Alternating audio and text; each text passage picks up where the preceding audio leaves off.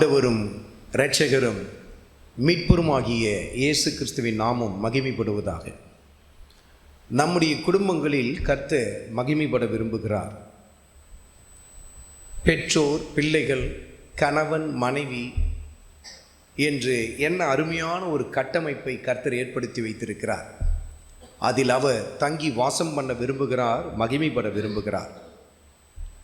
ஒரு குடும்பம் சரியாய் கட்டி எழுப்பப்படுவதற்கு கணவன், மனைவி இவர்களின் பங்களிப்பு மிக முக்கியமானது. ஒரு பிள்ளைகள் நல்ல முறையில் கர்த்தருக்கென்று வளர்த்தெடுக்கப்படுவதற்கு பெற்றோர்களின் பங்களிப்பு மிக முக்கியமானது. கர்த்தருடைய ஆவியானவர் இந்த நாளில் நமக்கு சுட்டிக்காட்ட விரும்புகிற காரியம் என்னவென்று சொன்னால், வெறும் பெற்றோர்களாய் மாத்திரம் இருந்து விடாதிருங்கள். தேவ செய்தியை கவனித்து கேளுங்கள். வெறும் பெற்றோராய் மாத்திரம் இருந்து விடாதிருங்கள், ஆவிக்குரிய பெற்றோர்களாயும் மாறுங்கள் என்று சொல்லி கர்த்தர் சொல்லுகிறார். உங்கள் பிள்ளைகளுக்கு நீங்கள் வெறுமனே ஒரு பெற்றோர்களாய் மாத்திரம் இருப்பீர்கள் என்று சொன்னால், நீங்கள் உங்கள் ஓட்டத்தை நீங்கள் சரியாய் ஓடவில்லை.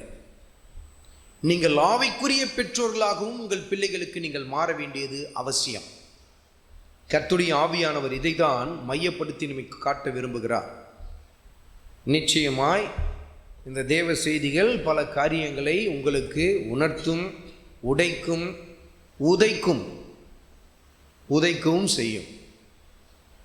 ஆனாலும் கர்த்தருடைய வார்த்தை தான் உங்களோடு கூட இடைபடுகிறது என்பதை நீங்கள் உணர்ந்து கொள்ள வேண்டும். ஒரு மனிதன் என்னோடு கூட பேசுகிறான் என்று சொன்னால் நிச்சயமாக ஒரு துளி அளவு கூட உங்களுக்குள்ள மாற்றம் ஏற்படாது. ஆனால் கர்த்தருடைய ஆவியானவர் என்னோடு கூட பேசுகிறார் என்று சொல்லி நீங்கள் உணர ஆரம்பிப்பீர்கள் என்று சொன்னால் மெய்யாகவே அங்கு ஆச்சரியமான மாற்றங்கள் ஏற்பட ஆரம்பிக்கும். இந்த நாளில் கர்த்தருடைய ஆவியானவர் மிக அருமையான ஒரு பெற்றோர்களை நம்முடைய கண்களுக்கு முன்பாக நிறுத்தி நம்மோடு கூட இடைபட விரும்புகிறார். மெய்யாகவே இவர்கள் மிக அருமையான ஒரு பெற்றோர்கள். ஏனென்றால் இவர்களுடைய மகனின் பெயரை நீங்கள் கேட்கும் பொழுதே நீங்கள் உணர்ந்து கொள்வீர்கள், மெய்தான் இவர்கள் அருமையான பெற்றோர்கள் என்பதை உணர்ந்து கொள்வீர்கள். சாமுவேல் தீர்க்கதரிசியின் பெற்றோர்களை குறித்து தான் நாம் இந்த நாளில் கர்த்தருடைய ஆவியானவர் நமக்கு சுட்டி காட்ட விரும்புகிறார். சாமுவேல் தீர்க்கதரிசி எவ்வளவு ஆச்சரியமான பாத்திரம் என்பது நமக்கு நன்றாய் தெரியும். அதிலும் மிக விசேஷமான ஒரு காரியம் என்னவென்று சொன்னால், வேதாகமத்தில் சாமுவேலின் முதல் புத்தகம், இரண்டாவது புத்தகம் என்று சொல்லி கர்த்தர் 2 புத்தகங்களுக்கு சாமுவேலின் பெயரை அந்த இடத்தில் தரித்திருக்கிறார். அதில் மிக கவனிக்க வேண்டிய ஒரு காரியம் என்னவென்று சொன்னால், முதல் புத்தகத்திற்கு சாமுவேலின் புத்தகம் என்று வைத்ததில் ஒரு அர்த்தம் இருக்கிறது என்று சொல்லி நாம் மனித அறிவில் நினைப்போம். ஏனென்றால் அப்பொழுது சாமுவேல் வாழ்ந்தார், அவரை குறித்த காரியங்கள் அதில் அநேக காரியங்கள் எழுதப்பட்டிருக்கிறது. ஆனால் 2வது புத்தகத்தை எழுதும் பொழுது சாமுவேல் இல்லையே, அவர் மரித்து போய்விட்டாரே.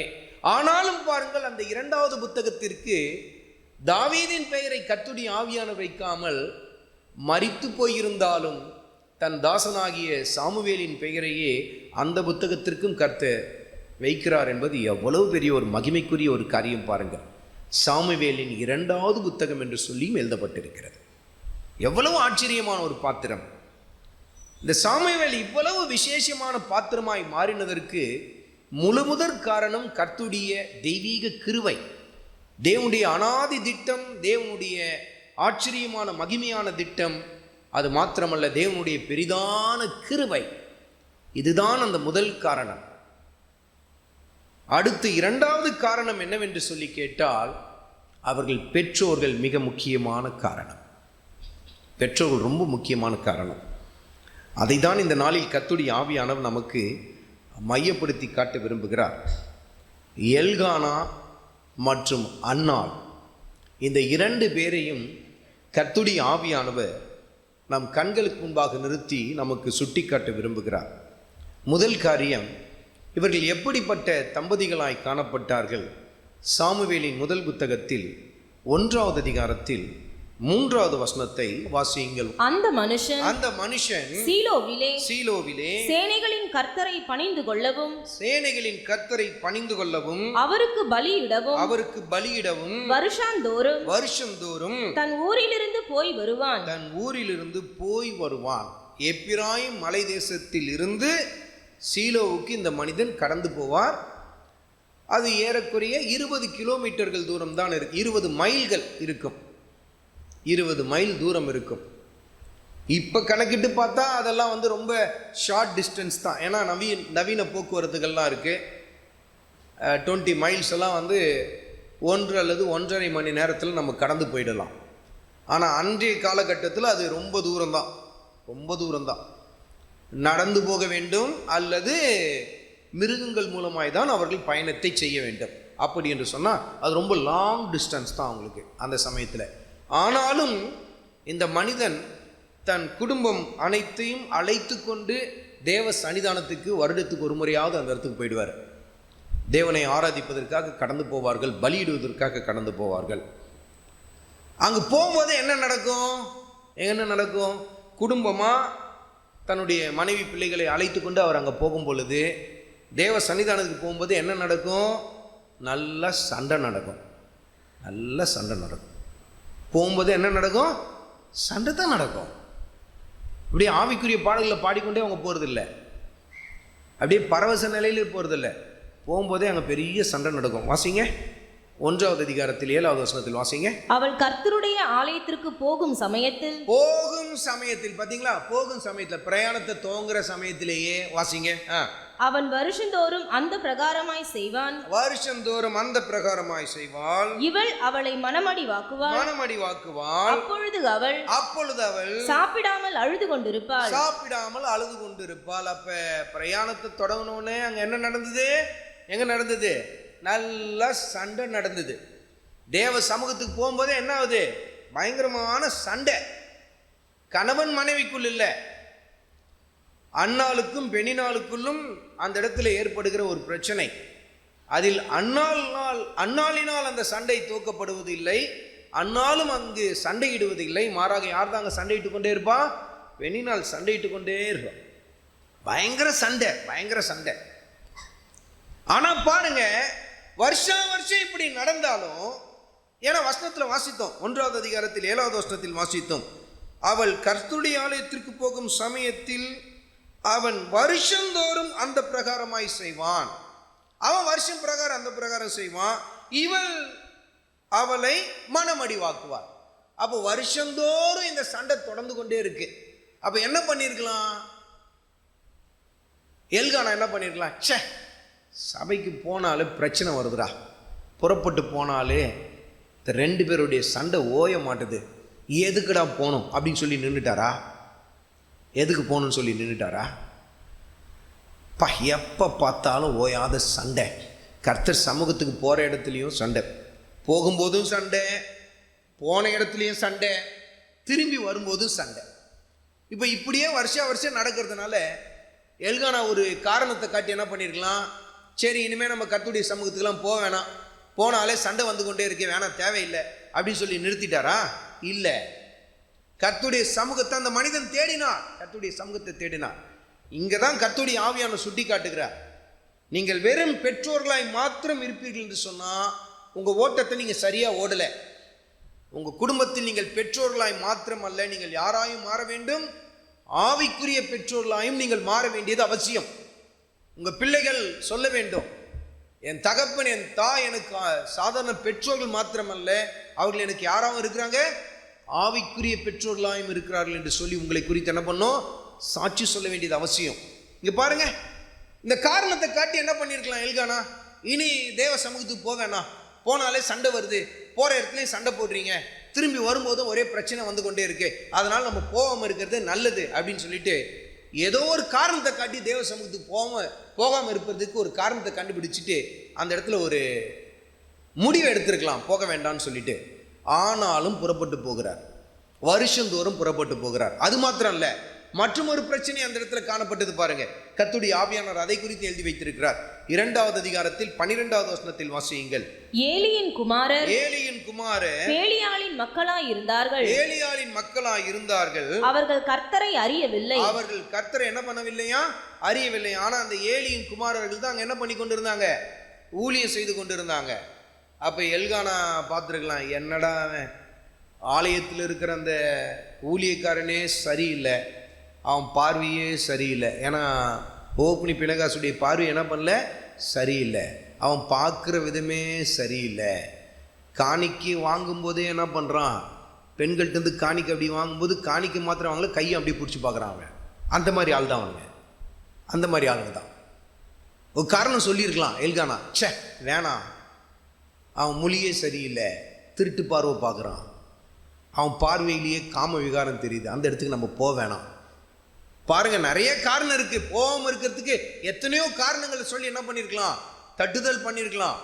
தேவ சமூகத்துக்கு போகாம இருப்பதற்கு என்ன பண்ணலாம், எத்தனையோ காரணங்கள், வேல்யூபிள் ரீசன்ஸ் எல்லாம் சொல்லலாம். சண்டை வந்து கொண்டே இருக்கு, போக வேணாம். ஆனால் அங்கே போனால் அவன் பார்வையே சரியில்லை, அவன் பார்க்குற முறையே சரியில்லை, பலியிடுற முறையும் சரியில்லை, அவளாம் ஊழியக்காரனா அப்படிலாம் சொல்லி என்ன பண்ணியிருக்கலாம், தவிர்த்திருக்கலாம். சீலோவுக்கு போவதே தவிர்த்திருக்கலாம். ஆனால் தவிர்த்து விட்டார்களா? இல்லை. அவங்க உள்ளத்தில் இருந்த வாஞ்சை என்ன, நம்ம தேடி போவது யாரை தேடி போகிறோம், தேவ சமூகத்தை தேடி போகிறோன்னு சொல்லிட்டு அந்த மனிதர் புறப்பட்டு போகிறார் குடும்பத்தோடு கூட. ஆனால் இன்றைக்கு பாருங்க, நல்ல ஆவிக்குரிய சபை, நல்ல கர்த்தருடைய தாசர்கள், ஆனாலும் சில பேர் தேடி கண்டுபிடிச்சி குறை சொல்லுவாங்க, தேடி கண்டுபிடிச்சி குறை சொல்லுவாங்க. ஏதாவது ஒரு காரணம் காட்டி சபைக்கு வராமல் போகிறதுக்கு காரணத்தை கண்டுபிடிப்பாங்க. பாட்டு சரியில்லை, பாடின பாட்டையே பாடுறாங்க, அது ஒரு காரணம் சில பேருக்கு. இன்னும் சில பேருக்கு மியூசிக் சரியில்லை, மியூசிக் சரியில்லை. இன்னும் சில பேருக்கு எப்படி இருக்கும், ஐயோ பிரசங்கம் ரொம்ப கடினமாக இருக்கு, சவுக்கடி கொடுக்குற மாதிரி கொடுக்குறார் பாஸ்டரு, என்னதான் டார்கெட் பண்ணுறாரு. இன்னும் சில பேருக்கு என்னது, என்னதான் டார்கெட் பண்ணுறாரு, எனக்கு தான் பிரசங்கமே ப்ரிப்பேர் பண்ணுறாரு. ஒரு ஊழியக்காரன் என்ன பண்ணுவான், ரொம்ப கஷ்டங்க. இன்றைக்கு ஒவ்வொரு மனிதர்களுக்குள்ளே இருக்கிற நினைவு எப்படித்தமா இருக்கு. நல்ல ஆவிக்குரிய சபையில் கர்த்தர் கொண்டு வந்து நிறுத்தி வைத்திருந்தாலும் சபைக்கு வராமல் போவதற்கு பல காரணங்களை கண்டுபிடிக்கிற ஒரு சில பேர் இருக்கத்தான் செய்கிறார்கள். ஏதாவது ஒரு காரணம் காட்டுவாங்க, எங்களை டார்கெட் பண்ணுறாங்க, பிரசங்கம் ரொம்ப கடினமாக இருக்கு, ரொம்ப குத்துது, எங்களை வந்து குத்துது. மகனே மகளே, கர்த்தருடைய வார்த்தை வந்து உன்னோடு கூட இடைப்படுகிறது என்பதை உணர்ந்துகொள். உன்னை வந்து குத்துது அப்படின்னு சொன்னால் உன்னை சீர்படுத்துவதற்காக கர்த்தர் பேசுகிறார். அப்படிப்பட்ட ஊழியங்களுக்காக கர்த்தருக்கு நன்றி செலுத்தணும். உன்னை எதையுமே குத்தி காட்டாம சுட்டி காட்டாம நீ செய்யறதெல்லாம் சரின்ற மாதிரியே வார்த்தை வெளிப்பட்டு கொண்டிருந்ததுன்னா நீ ஆவிக்குரிய சபைக்கு போல மாறாக உன் இருதயத்துக்கேற்ற இச்சை நிறைந்த ஒரு இடத்துக்கு நீ போய் கொண்டிருக்கிற. கர்த்தருடைய வார்த்தை உங்களை வந்து சவுக்கடி போல வந்து அடிக்குது, வந்து பட்டயம் வெட்டுது அப்படின்னு சொன்னால் அதுக்காக கர்த்தருக்கு நன்றி சொல்லுங்க. கர்த்தாவே, நான் உணராமல் இருந்தேன், ஆனால் எனக்கு உணர்த்துனீங்க, அப்படி வார்த்தை மூலமா என்னை சுட்டி காட்டினீங்க, என்னை சீர்படுத்துறதுக்காக இடைப்பட்டீங்கன்னு சொல்லி கர்த்தருக்கு நன்றி சொல்லுங்க.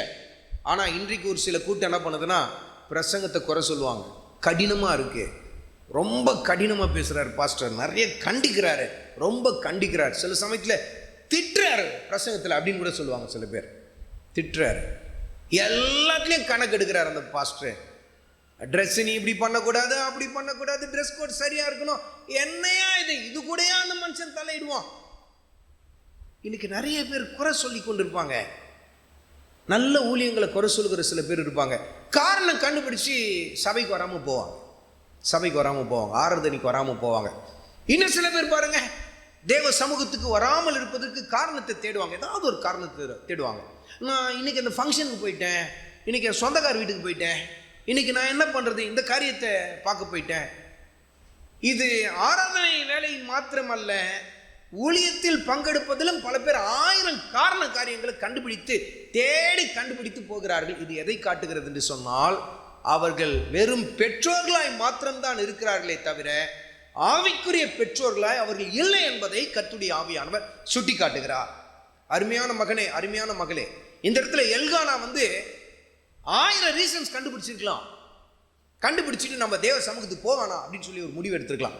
அண்ணால பாருங்க, அண்ணாளுடைய காரியங்களை கர்த்தருடைய ஆவியானவர் எப்படி எழுதி வைத்திருக்கிறார். 1வது அதிகாரத்தில் 7வது வசனத்தை மீண்டும் வாசியுங்கள். அவள் கர்த்தருடைய ஆலயத்திற்கு போகும் சமயத்தில் அவன் வருஷந்தோறும் அந்த பிரகாரமாய் செய்வான். இவள் அவளை மனமடி வாக்குவாள். அப்பொழுது அவள் சாப்பிடாமல் அழுது கொண்டிருப்பாள். அண்ணால் என்ன சொல்லிருக்கலாம், நீங்களாம் போங்க, நான் வரல, நான் வந்தாதான் அந்த அம்மாவுக்கு பிடிக்க மாட்டுது, நான் வந்தாலே இந்த வீட்டிலேருந்து கிளம்பும் போதே அந்த அம்மா என்னை திட்டி கொண்டே இருக்கு, ஏதாவது ஜாடியாக பேசுது, சாக்கில்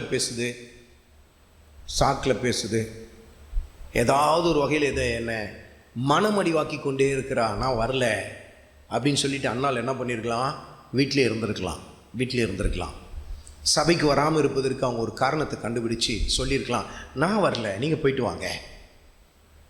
நான் வராமல் இருந்தால் கொஞ்சம் அந்த அம்மா வாயம் ஓஞ்சிருக்கும், நான் வந்தேன்னா தான் ஏதாவது ஒன்று பேசிக்கிட்டே இருக்கிறாங்க. மகனே மகளே, கர்த்தருடைய சமூகத்துக்கு வராமல் இருப்பதற்கு, சாக்கு போக்கு சொல்லி தவிர்ப்பதற்கு காரணத்தை தேடிக்கொண்டு இருக்கிறாயா? அண்ணால் ஒரு காரணத்தை அங்கே சொல்லியிருக்கலாம், சொல்லி தேவ சமூகத்துக்கு வராமல் இருந்திருக்கலாம். ஆனால் அண்ணால் செய்த காரியம் எப்படிப்பட்டது? 1வது அதிகாரத்தில் 10வது வசனத்தில் வாசியுங்கள். அவள் போய் மனம் கசந்து மிகவும் அழுது கர்த்தரை நோக்கி விண்ணப்பம் பண்ணி, ஆனால் அண்ணாலோ தனக்கு இருந்த அந்த பிரச்சனைகளை காரணம் காட்டி தேவ சமூகத்துக்கு வருவதை விட்டு விலகி போகவில்லை. மாறாக அந்த பிரச்சனைகளை காரணம் காட்டி தேவ சமூக தண்டையிலே நெருங்கி போனார்கள். இன்னைக்கு நிறைய பேர் காரியங்களை காட்டி தேவ சமூகத்துக்கு வராமல் இருக்கிறதுக்கு 1001 ரீசன்ஸ் என்ன பண்றாங்க, எடுத்துன்னு வந்து நிறுத்தி, நான் இதனால தான் வரல, நான் அதனால தான் வரல, இது சரியில்லை அதனால வரல, இப்படியே சொல்லி கொண்டிருக்கிற ஒரு கூட்டம் இருக்கு. ஆனா இந்த அம்மா காரணம் சொல்லி தேவ சமூகத்துக்கு வராமல் இருந்திருக்கலாம், தட்டுதல் பண்ணியிருக்கலாம். ஆனா இந்த அம்மா காரணம் சொல்ல வேண்டிய காரணத்தை கண்டுபிடிச்சு, இதனாலதான் நான் தேவ சமூகத்துக்கே வரேன்னு சொல்லி வராங்க. பாருங்க, என்ன மனமடி வாக்குறல, நான் தேவ சமூகத்தை விட்டு தூரம் போக மாட்டேன், இன்னும் நான் நெருங்கி போகிறேன் அப்படின்னு நெருங்கி வராங்க. அதனால தான் கர்த்தருடைய ஆவியானவர் சுட்டி காட்டுகிறார், இவர்கள் பெற்றோர்கள் மாத்திரம் அல்ல, யாராகவும் இருந்தார்கள், ஆவிக்குரிய பெற்றோர்களாயும் இருந்தார்கள். மகனே மகளே, இன்றைக்கு உன் வாழ்க்கையில் நீ தேவ சமூகத்தை தேடுகிற விதம் எப்படிப்பட்டதா இருக்கிறது என்பதை நிதானித்துப்பார். அருமையான பெற்றோர்களே, கர்த்தருடைய வார்த்தையை கவனித்து கேட்கிறீங்களா? தேவ சமூகத்தை நீங்கள் தேடுகிற முறை எப்படிப்பட்டதா இருக்கிறது என்பதை நிதானித்து பாருங்கள் என்று சொல்லி கர்த்தருடைய ஆவியானவர் சுட்டி காட்டுகிறார். ஏனென்றால் தேவ சமூக தண்டையில் நீங்கள் நெருங்கி போகத்தான் உங்க பிரச்சனைகளுக்கான தீர்வே அந்த இடத்துல கிடைக்க ஆரம்பிக்கும். பாருங்க, 1வது அதிகாரத்தில் 20வது வசனத்தில் வாசியுங்கள். ஒருவேளை அன்னாலும் எல்கானாவும் தேவ சமூகத்தை தவிர்த்திருப்பார்கள் என்று சொன்னா அவங்க வாழ்க்கையின் பிரச்சனைக்கு தீர்வு ஏற்பட்டே இருக்காது. ஆனால் அந்த 2 பேரும் தேவ சன்னிதானத்தை தேடினாங்க. தடைகள் 1000 இருந்தாலும், பிரச்சனைகள் 1000 இருந்தாலும், தேவ சமூகத்தை விட்டு விலகி போவதற்கான பல காரணங்கள் இருந்தாலும், அதையெல்லாம் தவிர்த்து விட்டு தேவ சன்னிதானத்தை அவர்கள் தேடுவதனால்தான் அந்த பிரச்சனைக்கு தீர்வு கிடைத்தது. 20வது வசனத்தில் வாசியுங்கள். சில நாள் சென்ற பின்பு அன்னாள் கர்ப்பவதியாகி ஒரு குமாரனை பெற்று. எதனால கிடைத்தது இந்த குமாரன்? எதனால் அவங்களுக்கு கிடைத்தாங்க? தேவ சன்னிதானத்தில் வெளிப்பட்ட கர்த்தருடைய வார்த்தை. மகனே மகளே, இன்றைக்கு அருமையான பெற்றோர்களே, தேவ சமூகத்தை தேடுகிறீர்களா? நிதானித்து பாருங்க. பணங்காசை தேடுறீங்க, பிள்ளைகளுக்கு நல்ல படிப்பை தேடுறீங்க, பிள்ளைகளுக்கு நல்ல எதிர்காலத்தை அமைத்து தரணும்னு சொல்லி தேடுறீங்க. ஆனால் தேவ சமூகத்தை தேட வேண்டிய முறையில் தேடுறீங்களா? தேவ சன்னிதானத்தை தேடுறீங்களா? நிதானித்து பாருங்க. பெற்றோர்களாய் மாத்திரமே உங்கள் ஓட்டத்தை முடித்து விடாதிருங்கள். யாராகவும் மாற வேண்டும். நீங்க ஆவிக்குரிய பெற்றோர்களாய் மாற வேண்டும். கர்த்தருடைய ஆவியானவர் சுட்டி காட்டுகிறார், தேவ சமூகத்துக்கு நீங்க கொடுக்கிற முக்கியத்துவம் எப்படிப்பட்டது, தேவ சமூகத்தை நீங்கள் தேடுகிற முறை எப்படிப்பட்ட நிலையில் காணப்படுகிறது என்பதை நிதானித்து பாருங்க. உலக காரியங்களுக்கு முக்கியத்துவம் தருகிற அருமையான மகனே, அருமையான மகளே, ஆனா தேவ சமூகத்துக்கு நீ முக்கியத்துவம் தருகிறாயா? தேவ சமூகத்துக்கு முக்கியத்துவம் தருகிறாயா? உன் வேலை ஸ்தலத்துக்கு நீ தருகிற முக்கியத்துவத்தை கர்த்தருடைய காரியத்துக்கு நீ தருகிறாயா என்பதை யோசித்துப்பார். தேவனுடைய சன்னிதானத்துக்கு நீ வருகிற முறை எப்படிப்பட்டதா இருக்கு, அப்படியே சமூகத்துக்கு நீ கொடுத்திருக்கிற ஸ்தானம் எப்படிப்பட்டது என்பதை நிதானித்துப்பார். இந்த காரியங்கள் எல்லாம் செய்யும் பொழுது அன்னாளுக்கு குழந்தை இல்லை. எனக்கு தான் குழந்தை இல்லையே, நான் என்னத்துக்கு ஒரு ஆவிக்குரிய பெற்றோரா மாறணும்? நான் சாதாரண பெற்றோரே இல்லை. அப்படி இருக்கையில நான் எப்படி ஆவிக்குரிய பெற்றோரா மாற முடியும்? இப்படியெல்லாம் சொல்லிவிட்டு தேவ சமூகத்தை தவிர்த்து விடல. உங்கள் குழந்தையை நீங்கள் பெற்றுக்கொள்வதற்கு முன்பாகவே நல்ல பெற்றோர்களாய் மாறுங்கள். தேவ சமூகத்தை தேட ஆரம்பியுங்கள். ஆவிக்குரிய பெற்றோர்களாய் மாற ஆரம்பியுங்கள். தன் ஜெபத்திற்கான பதில் கிடைக்காத பட்சத்திலும் அன்னால் தேவ சமூகத்தை தேடுனாங்க பாருங்க. காரணம் காட்டியிருக்கலாம். இத்தனை வருஷம் நான் என்ன கண்டேன், எனக்கு ஒரு கர்ப்பத்தின் கனியை கர்த்தர் கொடுத்தாரா, நான் வரதில்லை அப்படின்னு சொல்லி தவிர்த்திருக்கலாம். இல்லை, நான் தேவ சமூகத்துக்கு வருகிறேன் என்று சொல்லி மலடியாக இருந்தாலும் தேவ சமூகத்தை அந்த மனுஷி உத்தமமாய் தேடினார்கள் பாருங்க.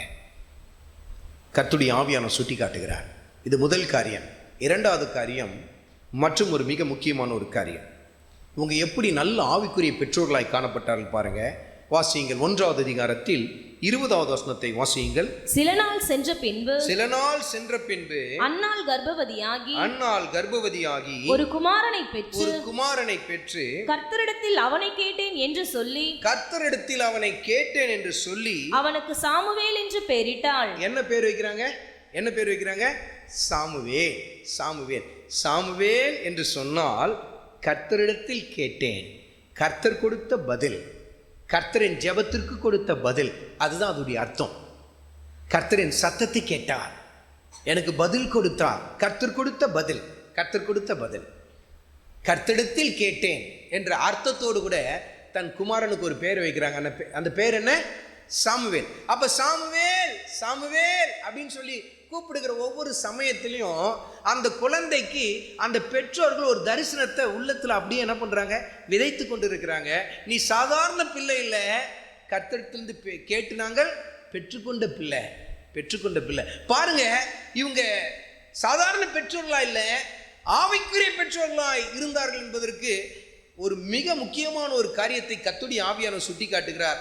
அந்த சின்ன வயசுலேயே தம் பேர் என்னன்றதை புரிந்து கொள்ளாத அந்த சமயத்திலேயே அந்த தெய்வீக தரிசனத்தை யாருக்குள்ள அவங்க விதைத்து கொண்டே இருக்கிறாங்க?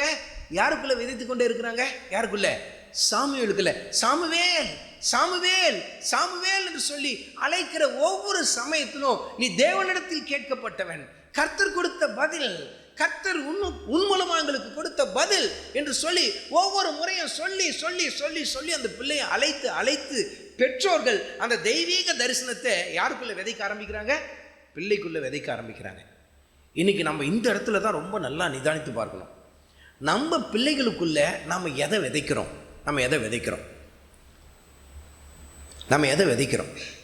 சில பேர்லாம் நல்ல பேர்லாம் வைத்திருப்பீங்க பிள்ளைகளுக்கு.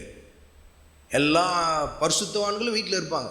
பீட்டர், பால், ஜான் எல்லாம் இருக்கும். ஆரோன், மோசே, எல்லா சகல பரிசுத்தவான்களும் வாசம் பண்ணுகிற வீடாக இருக்கும் அந்த வீட்டை பார்க்கும்போது. ஆனால் பிள்ளையை கூப்பிடுறது எப்படி கூப்பிடுவாங்க? ஏ எரும மாடு, ஏ சனியனே. இன்னும் சில பேர் ரொம்ப மோசம், கெட்ட வார்த்தை சொல்லி கூப்பிடுற பெற்றோர்களும் உண்டு. கர்த்தருடைய ஆவியானவர் உங்களோடு கூட இடைப்படுகிறார். நீங்கள் எதை விதைக்கிறீங்க? பிள்ளைகளுக்குள்ள எதை விதைக்கிறீங்க? எரும மாடுன்னு சொன்னீங்கன்னா அது சின்ன எரும மாடாக இருக்கும்போது ஒன்றும் பண்ணாது. கொஞ்சம் நல்லா வளர்ந்தோன்னா அப்படி முட்டும், டங்குன்னு முட்டும், அப்படிதான் முட்டும். இன்னும் சில பேர் என்ன பண்ணுவாங்க? இதை பெற்றதுக்கு வேறு எதையாவது பெற்று தொலைஞ்சிருக்கலாம் அப்படின்வாங்க சில பேர். உங்கள் பிள்ளைகளுக்குள்ளே என்ன விதைக்கிறீங்க? இன்னும் சில பெற்றோர் ரொம்ப கொடூரமாக நடப்பாங்க. பிள்ளைகள் ஏதாவது தவறு செஞ்சுருக்கோம், ஏதாவது பாவம் செஞ்சுருக்கோம், அந்த பாவத்தை சுட்டி காட்டி கூப்பிடுவாங்க. ஏதோ ஒரு சமயத்தில் திருடிட்டான்னு வச்சுக்குவோம். பையன் திருடிட்டான், இல்லை பொண்ணு திருடிட்டா, அப்பா அம்மா அதையே சுட்டி காட்டுவாங்க. திருடா, நீ தாண்டா பண்ணியிருப்ப, நீ திருடியாச்ச, உன்னை பற்றி எனக்கு தெரியாதா? இப்படியே சொல்லி பிள்ளைகளை என்னவா மாற்றிடுறாங்க? தவறான பாதையில் நடத்தி கொண்டு போகிற பெற்றோர்கள் உண்டு. கர்த்தருடைய ஆவியானவர் சுட்டி காட்டுகிறார். மகனே, மகளே, உன் பிள்ளைகளுக்குள்ளே நீ எதை விதைக்கிற? இன்னும் சில பேர் பார்த்துருக்கிறீங்களா? இந்த தேவ செய்தி இன்றோடு கூட முடிகிறது இல்லை. இதன் தொடர்ச்சியை நம்ம பார்க்க இருக்கிறோம். கர்த்தருக்கு சித்தமானால் அடுத்த வாரத்தில் நம்ம பார்க்க இருக்கிறோம்.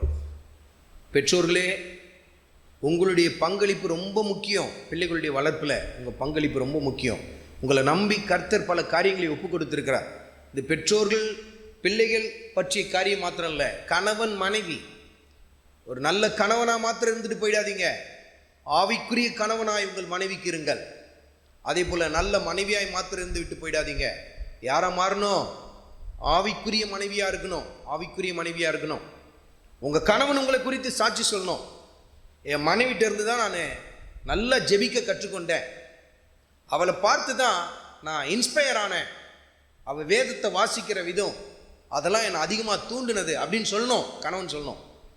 அதே போல் உங்கள் மனைவி உங்களை பற்றி சொல்லணும், என் கணவன் தான் எனக்கு ஆவிக்குரிய வாழ்க்கையில் பெரிய உந்துதல், அவருடைய அர்ப்பணிப்பு, அவருடைய ஜெப வாழ்க்கை, அவருடைய பரிசுத்த வாழ்க்கை, வேதத்தை வாசிக்கிற காரியங்கள் இதெல்லாம் என்னை அப்படியே தூண்டினது அப்படின்னு சொல்லணும். சும்மா சாதாரணமாக கணவனா ஓட்டத்தை முடிச்சிங்கன்னா உங்கள் ஓட்டத்தை நீங்கள் சரியாக முடிக்கல. மனைவியை மாத்திரம் ஓட்டத்தை முடித்தீங்கன்னா உங்கள் ஓட்டத்தை சரியாக முடிக்கல. ஆவிக்குரிய கணவனாய் ஆவிக்குரிய மனைவியா உங்கள் ஓட்டத்தை நீங்கள் முடிக்கணும். அப்பொழுதுதான் அது நிறைவடையும், கர்த்தர் மகிமை அடைய ஆரம்பிப்பார். அதே போல தான் பெற்றோர்களுக்கு, வெறும் பெற்றோர்களா மாத்திரம் இருந்துடாதீங்க. யாரா மாறுங்க, யாரா மாறுங்க, ஆவிக்குரிய பெற்றோர்களா மாறுங்க. பிள்ளைங்க சொல்லணும், எனக்குள்ள இந்த தரிசனத்தை விதைத்தது எங்க அப்பா எங்க அம்மா சொல்லணும். எனக்குள்ள இந்த தெய்வீக தரிசனம் விதைக்கப்படுறதுக்கு காரணம் என் தகப்பனார், என் தான் என்று சொல்லணும். ஏன்னா அவர் சொல்லும் பொழுதே, அவர் என்னை அழைக்கும் பொழுதே, என்னோடு கூட அவர் நேரத்தை செலவழிக்கும் பொழுதே கர்த்தருடைய காரியங்களை எனக்குள்ள விதைத்திருக்கிறார், விதைத்து கொண்டே இருப்பார். சொல்லணும். உங்க பிள்ளைங்க உங்களை குறித்து சாட்சி சொல்லணும். பாருங்க, இந்த இடத்துல பெற்றோர்கள் அழைக்கும் போது என்ன அழைக்கிறாங்க? சாமுவேல், சாமுவேல், சாமுவேல் சொன்ன அர்த்தம் கர்த்தர் கொடுத்த பதில் ஐயா, நீ கர்த்தர் கொடுத்த பதில் ஐயா. அப்ப அந்த பிள்ளைக்கு தெரியும், ஓ கர்த்தர் என் மூலமா பதில் கொடுத்தாரா. இந்த சத்தத்தை கேட்டு கேட்டு கேட்டு நாட்கள் போக போக போக இந்த சாமுவேல் யாரா மாறினாரு? கர்த்தர் கொடுக்கிற காரியத்தெல்லாம் பதிலா சொல்ல ஆரம்பிக்கிறாரு. பதில் கொடுக்கிற ஒரு மனிதனாய், கர்த்தருடைய பதிலை கொண்டு வருகிற மனிதனாய், தீர்க்கதரிசியா உருவாக்கப்பட்ட அந்த உருவாக்குதல் எங்க தொடங்குச்சு தெரியுமா? எங்க தொடங்குச்சு? வீட்டில் தொடங்குச்சு. ஆனால் இன்னைக்கு பிள்ளைங்களை எப்படி உருவாக்குறாங்க? பல பேர் பிள்ளைங்களை எப்படி உருவாக்குறாங்க? பெயர்லாம் வைக்கிறதுக்கு முன்னாடியே என்ன பண்ணுறாங்க? நிறைய பேர் செய்கிற காரியங்கள்லாம் இருக்கும். பெயர் ரொம்ப ஃபேன்சியாக தான் வைக்கிறாங்க. நீங்கள் நிறைய பேர் ஃபேன்சியாக தான் வைக்கிறாங்க. ஃபேன்சியாக இருக்கணும், ஸ்டைலாக இருக்கணும். நல்ல ஆவிக்குரிய பெயர்களை வைங்க பிள்ளைகளுக்கு. அது உங்களுடைய தரிசனம், உங்களுக்குள்ளே நிறைந்திருக்கிற தரிசனமாக அது இருக்கட்டும். என் பிள்ளைய நாளைக்கு இது போல் மாறணும் அப்படின்ற அந்த தரிசனம் உங்களுக்குள்ளே நிறைந்து காணப்படட்டும். இந்த இடத்தில் கர்த்தருடைய ஆவியான சுட்டி காட்டுகிற இரண்டாவது காரியம் இது. மூன்றாவது காரியம் தான் ரொம்ப முக்கியமானது. நீங்கள் வெறும் பெற்றோர்களாக உங்கள் ஓட்டத்தை முடிக்கிறீர்களா, அல்லது ஆவிக்குரிய பெற்றோர்களாக உங்கள் ஓட்டத்தை முடிக்கப் போகிறீர்களா என்பதை உணர்த்தி காட்ட இருக்கிற மூன்றாவது மிக முக்கியமான ஒரு காரியம். இந்த காரியத்தை ரொம்ப கவனித்து கேட்கணும் பெற்றோர்கள். கர்த்தருடைய வார்த்தையில் அந்த மூன்றாவது காரியம் மிக முக்கியமானது. எப்படிப்பட்ட ஒரு காரியம் பாருங்க, இதுதான் ரொம்ப முக்கியம். மகனே மகளே, ஆவிக்குரிய பெயர்களை மாத்திரம் வைத்து விட்டா போதாது. அது நல்ல தொடக்கம் மாத்திரம்தான். சில பேர் பிள்ளைகளுக்கு நல்ல பெயர்லாம் வச்சுருவாங்க, நல்ல பெயர்லாம் இருக்கும், ஆவிக்குரிய பெயர்களை வைத்துருவாங்க. கர்த்தருடைய தாசனுடைய பெயரை வைத்துருவாங்க. எரேமியா, எசேக்கியேல், தானியேல், அப்போஸ்தலனாகிய பவுல், எல்லா பேரும் வந்துடும். ஆனால் அது பண்ணுற வேலைலாம் இருக்கும் பார்த்தீங்களா? பவுல் வந்தார்னா தொடப்பத்துன்னு அடிப்பார், ஒன்று பேரை மாற்றில வாழ்க்கையை மாற்றினுவார். தானியல் வந்தார்னா விரட்டுவார். பீட்டர் வந்தார்னா அவள் தான் கடலில் தூக்கி போட்டுருவேன்டா உன்னை அப்படின்ட்டுவார். உன்னை கடலில் தூக்கி போட்டுருவேன், என் பேரை வச்சுக்கிட்டு இந்த வேலை செஞ்சிட்டு இருக்கிறியா அப்படின்னு கேட்பார். இன்றைக்கு பெயர் மாத்திரம் வைத்து விட்டா உங்கள் வேலை முடிஞ்சிடல. ஆவிக்குரிய பெயர்களை வைத்துவிட்டு பெயர் சொல்லி அழைத்தால் மாத்திரம் போதாது. மூன்றாவது காரியம் ரொம்ப முக்கியம். அந்த மூன்றாவது காரியம் என்ன தெரியுமா? வாசியுங்கள்.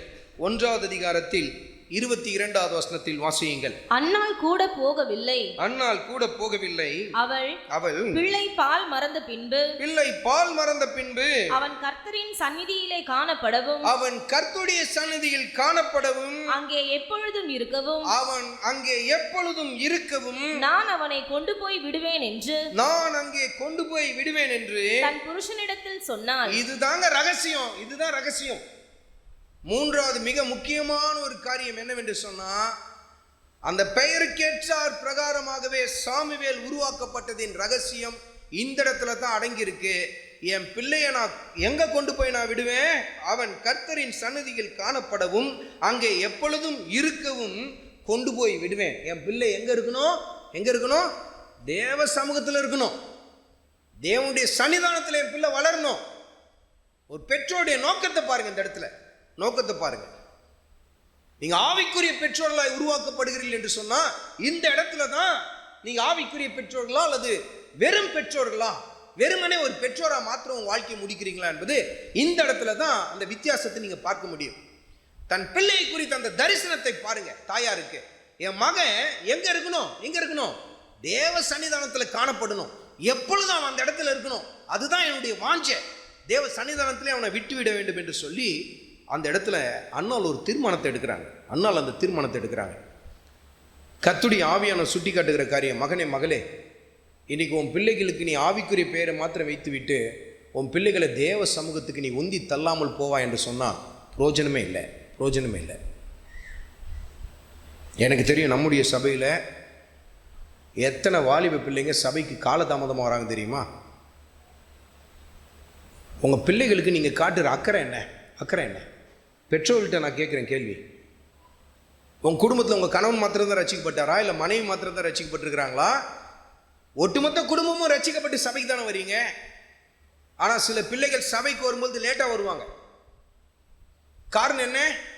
சாப்பிட்டு போடா, சாப்பிட்டு போ, இப்போதான் பாட்டு தொடங்கியிருக்கோம். மா, நீ எந்த அளவுக்கு கர்த்தருடைய சமூகத்துக்கு நீ மரியாதை தெரியும் அந்த அளவுக்கு தான் உன் பிள்ளைகளுக்குள்ள அந்த மரியாதை வரும். தேவ சமூகத்தின் மீது அந்த மதிப்பு மரியாதை வர ஆரம்பிக்கும். சாப்பிட்டு போ, சாப்பிடாம போவாத. ஆனால் ஸ்கூல் வேன் மாத்திரம் வந்துருச்சுன்னா இன்னுமா தின்னுட்டு இருக்கிற, இன்னுமா தின்னுட்டு இருக்கிற, பார் வேன் வந்துருச்சு, பார் ஆறு நடிக்குது, எஞ்சி ஓடுறான். நடக்குதா இல்லையா, நடக்குதா இல்லையா? மகனே மகளே, உன் குமாரன் உன் குமாரத்தி எங்கு இருக்க வேண்டும் என்று சொல்லி நீ யோசிக்கிற. அந்த வசனத்தை மீண்டும் வாசிங்க. கர்த்தருடைய ஆவியானவர் அந்த இடத்தில் சுட்டி காட்டுகிற காரியத்தை வாசிங்கள் மீண்டுமாய்.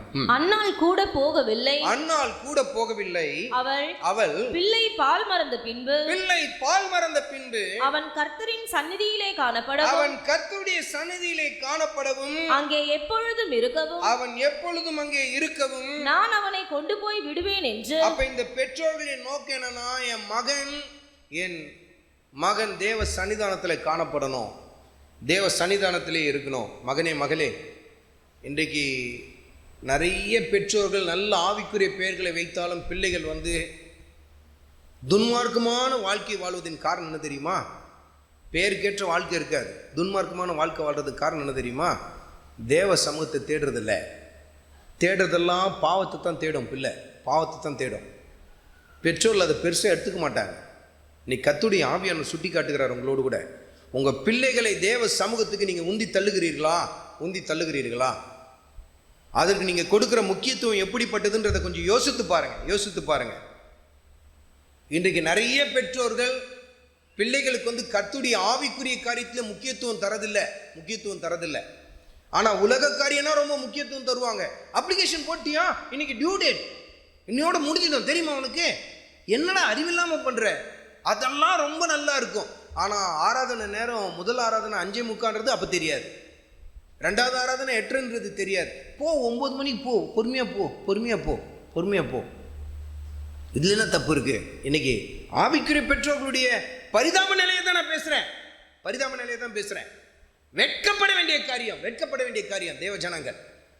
இன்னைக்கு தேவ சமூகத்துக்கு உங்கள் பிள்ளைகளுக்கு நீங்கள் தருகிற முக்கியத்துவம் என்ன? உங்கள் பிள்ளைகளுக்கு எதை நீங்கள் கற்றுத்தரீங்க? இன்னைக்கு பிள்ளைகளுக்கு நீங்கள் அடிப்படையாய் தேவ சமூகத்தை தேட வேண்டும் என்கிற காரியத்தை கற்றுத்தருகிறீர்களா? பாருங்க, உலக காரியத்துக்கு முக்கியத்துவம் தருவாங்க. சில காரியத்தை நான் சொல்றேன், டெஸ்ட் பண்ணி பாருங்க, அதுலயே நீங்க தெரிந்து கொள்ளலாம் நீங்க வெறும் பெற்றோர்களாய் மாத்திரம் இருக்கிறீங்களா அல்லது ஆவிக்குரிய பெற்றோர்களாக இருக்கிறீங்களான்றத.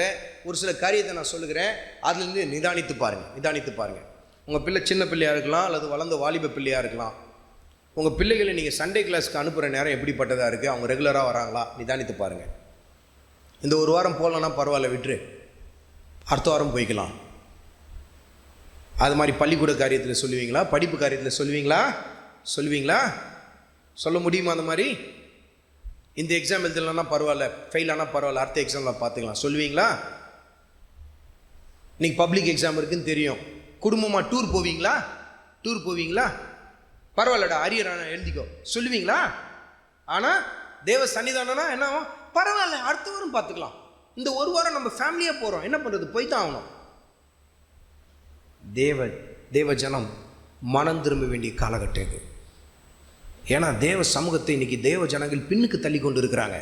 அவங்க மாத்திரம் பின்னுக்கு தள்ள, பிள்ளைகளையும் தேவ சமூகத்தை விட்டு தூரப்படுத்தி கொண்டு இருக்கிறாங்க. அடுத்து நல்லா தெரியும் பெற்றோர்களுக்கு, டூருக்கு அனுப்புனா இன்னைக்கு ஆராதனைக்கு பிள்ளை வர முடியாதுன்னு நல்லா தெரியும். உன் பையன் பொண்ணு கேட்க தான் செய்வாங்க, ஆனால் அந்த இடத்துல கண்டிப்பு இருக்கா உங்களுக்கு? கண்டிப்பு இருக்கா? அதெல்லாம் போகக்கூடாது. கர்த்தருடைய சமூகத்துக்கு தான் நம்ம வரணும். சொல்ல முடியுதா பிள்ளைகள் இடத்துல? என்ன பண்ணுறது, போயிட்டு வரட்டும், இப்போ போலன்னா எப்போ போவோம் பிள்ளை? நீங்கள் எந்த அளவுக்கு உங்கள் பிள்ளைகளுக்கு தேவ சமூகத்தை குறித்த மதிப்பையும் மரியாதையும் விதைக்கிறீர்களோ அதுதான் உங்கள் பிள்ளைகளுக்குள்ள விளைந்து வரும். தேவ சமூகத்தை முக்கியத்துவப்படுத்தணும் பிள்ளைகளுக்கு. இதுதானா முக்கியம், நமக்கு இதுதான் முக்கியம். கர்த்தருடைய சமூகத்தை தேடுவது தான் முக்கியம். அதுதான். அதை தவிர்த்து மற்ற காரியங்கள் எல்லாம் நமக்கு தேவையற்றது. அதை பாதிக்கிற மாதிரி எந்த காரியத்தையும் செய்யாதுன்னு சொல்லி பிள்ளைகளுக்கு சின்ன வயசுலேருந்து சொல்லித்தாங்க. நான் என்ன பண்ண முடியும், என் பிள்ளை கேட்க மாட்டான். உங்கள் பிள்ளைங்க கேட்காத எந்த காரியத்தை நீங்கள் விட்டு விடுகிறீர்களா அப்படியே. ஆனால் தேவ காரியங்கள் என்று வரும்பொழுது மாத்திரம்தான் தேவ ஜனங்கள் பல சமயத்தில் கர்த்தரை பின்னுக்கு தள்ளி கொண்டிருக்கிறதை கர்த்தருடைய ஆவியானவர் சுட்டி காட்டுகிறார். இன்றைக்கு சாமுவேலை குறித்து நாம் தியானிக்கிற இந்த இடத்திலே, சாமுவேல் அவ்வளவு பெரிய ஒரு தீர்க்கதரிசியாய் உருவாகி வந்ததுக்கு காரணம் என்னன்னா, பெற்றோர்கள் தேவ சமூகத்துக்கு கொடுத்த முக்கியத்துவம். தேவ சமூகத்தை அவங்க தேடினாங்க, அவங்க உத்தமமா தேடினாங்க. அதை யார் கவனிக்கிறா? பிள்ளைகள் கவனிக்கிறாங்க. மீண்டும் அந்த வசனத்தை வாசிங்க. கர்த்தருடைய ஆவியானவர் எப்படி சுட்டி காட்டுகிறார் பாருங்கள். மீண்டும் அந்த வசனத்தை வாசிங்கள். 1வது அதிகாரத்தில் 22வது வசனத்தை வாசியுங்கள். அன்னாள் கூட போகவில்லை, அவள் பிள்ளை பால் மறந்த பின்பு அவன் கர்த்தரின் சந்நிதியிலே காணப்படவும், கர்த்தருடைய சந்நிதியில் காணப்படவும், அங்கே எப்பொழுதும் இருக்கவும் நான் அவனை கொண்டு போய் விடுவேன் என்று தன் புருஷனிடத்தில் சொன்னான். புருஷனிடத்தில் அந்த அம்மா சொல்றாங்க, என் பிள்ளை எப்பொழுதும் எந்த இடத்துல காணப்படணும்? தேவ சன்னிதானத்தில் காணப்படணும், தேவ சமூகத்தில் காணப்படணும், அங்கேயே தங்கி இருக்கணும். இந்த வாஞ்சை உனக்குள்ள இருக்கா மகனே, இருக்கா மகளே? இன்றைக்கி உங்கள் பிள்ளைகள் சபைக்கு வருகிற நேரத்தை நிதானித்து பாருங்க. நீங்கள் சபைக்கு வர நேரத்தை நிதானித்து பாருங்க. நீங்கள் வருகிற நேரத்தை நிதானித்து பாருங்க. நீங்கள் தனிப்பட்ட வாழ்க்கையில் கர்த்தருடைய வேதத்துக்கு நீங்கள் கொடுக்கிற நேரம் எப்படிப்பட்டது? தனிப்பட்ட முறையில் தேவ சமூகத்தை நீங்கள் தேடுகிற காரியங்கள் எப்படிப்பட்டதாக இருக்குன்றது யோசித்து பாருங்கள். மகனே மகளே, நீ டிவி நீ தேடிக்கொண்டு இருந்தீனா, சினிமா நீ தேடிக்கொண்டு இருந்தீனா, உன் புள்ள உனக்கு மேலே அதிகமாக தேட ஆரம்பிக்கும். உனக்கே தெரியாத லிங்க்கெல்லாம் அது கொடுக்கும். அப்பா இந்த லிங்கில் போப்பா, புது படம்லாம் வரும், ஃப்ரீயாக பார்த்துட்டு போகலான்னு சொல்லும். புள்ள சொல்லி கொடுக்கும். நம்ம ஊரில் சொல்லுவாங்களே, அப்போ 8 அடினா பிள்ளை எத்தனை அடி தாங்கும்? 16 அடி தாண்டும். அது மாதிரி தான் தாண்டும். அது சொல்லும், உனக்கு சொல்லி தரும். அப்பா எங்கே வாப்பா, இந்த இடத்துல ஆன்லைன்லேயே புக் பண்ணிடலாம்ப்பா டிக்கெட்டை சொல்லி தருவான். கர்த்தருடைய ஆவியானவர் சுட்டி காட்டுகிறார். நீங்கள் கர்த்தருடைய சமூகத்துக்கு கொடுக்குற முக்கியத்துவம் எப்படிப்பட்டது? வசனத்தில் வாசியுங்கள். நீதிமொழிகளின் புத்தகத்தில் 22வது அதிகாரத்தில் 6வது வசனத்தில் வாசியுங்கள். 22வது அதிகாரத்தில் 6வது வசனத்தில் வாசியுங்கள். பிள்ளையானவன் நடக்க வேண்டிய வழியிலே அவனை நடத்து, அவன் முதிர் வயதிலும் அதை விடாதிருப்பான். இப்ப இந்த வசனத்தை ஒரு தடவை நம்ம அனைவரும் இணைந்து வாசிக்கலாமா? 22:6 அத்தனை பேர் எடுத்துக்கொள்ளுங்க. இந்த வசனத்துல கர்த்தருடைய ஆவியானவர் எதை உணர்த்தி காட்டுறாருன்றதை பார்ப்போம். 22:6 எடுத்துக்கொண்டீங்களா எல்லாரும்? நீதிமொழிகளின் புத்தகத்தில் 22வது அதிகாரத்தில் 6வது வசனத்தை நாம் அனைவரும் இணைந்து வாசிக்க போகிறோம். வாசிக்கலாமா? பிள்ளையானவன் நடக்க வேண்டிய வழியிலே அவனை நடத்து, அவன் முதிர் வயதிலும் அதை விடாதிருப்பான். இப்போ பெற்றோர்களிடத்தில் நான் ஒரு கேள்வி கேட்கிறேன். உங்கள் பிள்ளைகளுக்கு குழந்தைகளாக இருந்து அவங்க தவழ்ந்து வருகிற அந்த சமயத்தில் நடைப்பயிற்சி தரும்பொழுது நீங்கள் என்ன பண்ணீங்க? உங்கள் 2 கையால் 2 கையை பிடிச்சிக்கிட்டு அப்படியே மெதுவாக அப்படி நடத்தி கொண்டு வந்தீங்க. கரெக்ட் தானே? கொஞ்ச நாள் கழிச்சு என்ன பண்ணீங்க? ஒரு சில நாட்கள் கழித்து ஒரு கை மாத்திரம் பிடிச்சிட்டு அப்படியே நடந்து வந்தீங்க. நீங்கள் நடக்கிறீங்க, உங்கள் பிள்ளை அந்த இடத்துல என்ன பண்ணுறீங்க? நடக்க வைக்கிறீங்க. அப்படி தானே? ஏதாவது ஒரு பெற்றோர் அந்த பிள்ளை நடக்கவே தெரியாது, அப்படியே எந்திரி, அப்படியே இந்த பக்கமாக அப்படியே நடந்து வா, அப்படியே கை இப்படி வை, சோஃபா பிடிச்சிக்கோ, நடந்து வா. அது நடந்து வந்துருமா? நடந்து வந்துருமா? டங்குன்னு கீழே விழும், மண்டை புடச்சிக்கும், வீங்கிடும், அப்படி தான் ஆகும். முன்னாடி இருந்தால் நெத்தி வீங்கிடும், அவ்வளோதான். நீங்கள் என்ன பண்ணுறீங்க? முதல்ல நீங்கள் நடக்கிறீங்க, உங்களோடு கூட சேர்த்து யாரை நடத்தி கொண்டு போகிறீங்க? பிள்ளையை நடத்தி கொண்டு போகிறீங்க. இப்போ அந்த வசனத்தை மீண்டும் வாசிக்கலாமா? இப்போ நல்லா புரியும் பாருங்கள் உங்களுக்கு என்ன சொல்கிறார் கர்த்தருடைய ஆவியானவர்னு. எல்லாம் இணைந்து வாசிப்போம். பிள்ளையானவன் நடக்க வேண்டிய வழியிலே அவனை நடத்து, அவன் முதிர் வயதிலும் அதை விடாதிருப்பான். அப்போனா என்ன அர்த்தம்? முதல்ல நீ நடந்து வா. நீ நடந்து வந்தினா யாரை நடக்க வைக்க முடியும்? உன் பிள்ளைய நடக்க வைக்க முடியும். அப்போ அன்னாள் தேவ சமூகத்தை தேடினாங்க. அதனால தான் சாமுவேல் யாரை தேட ஆரம்பித்தார்? தேவ சமூகத்தை தேட ஆரம்பித்தார். இப்போ அன்னாள் மாத்திரம்தான் அங்கே தேடினாங்களா? இப்போ அன்னாள் இந்த காரியத்தை சொல்கிறாங்க, தன் கணவன்கிட்ட சொல்கிறாங்க, அப்பா நான் பிள்ளைய தேவ சமூகத்திலே விட போகிறேன், அங்கே தான் வளரணும் அப்படின்னு சொன்ன உடனே கணவன் என்ன சொன்னாராம் பாருங்க. கர்த்தருடைய ஆவியானவர் அந்த இடத்தில் எழுதி வைத்திருக்கிறார். சாமுவேலின் முதல் புத்தகத்தில் 1வது அதிகாரத்தில் 23வது வசனத்தை வாசியுங்கள். 1வது அதிகாரத்தில் 23வது வசனத்தை வாசியுங்கள். அப்பொழுது அவள் புருஷனாகிய எல்கானா அவளை நோக்கி நீ உன் இஷ்டப்படி செய்து அவனை பால் மறக்க பண்ணு மட்டும் இரு, கர்த்தர் தம்முடைய வார்த்தையை மாத்திரம் நிறைவேற்றுவாராக என்றான். புருஷன் என்ன சொன்னாரா? அம்மா நீ சொன்னபடியே செய்யுமா, உன் பிள்ளை எங்க இருக்கட்டும், நம்ம பிள்ளை எங்க இருக்கட்டும்? தேவ சன்னிதானத்திலே இருக்கட்டும். பார்த்தீங்களா? இவங்க வெறும் பெற்றோர்கள் அல்ல. எப்படிப்பட்ட பெற்றோர்கள்? ஆவிக்குரிய பெற்றோர்கள். நீங்க தேவ சன்னிதானத்தை நீங்க தேடினாதான் உங்க பிள்ளைங்க தேடுவாங்க. கர்த்தருடைய வார்த்தையை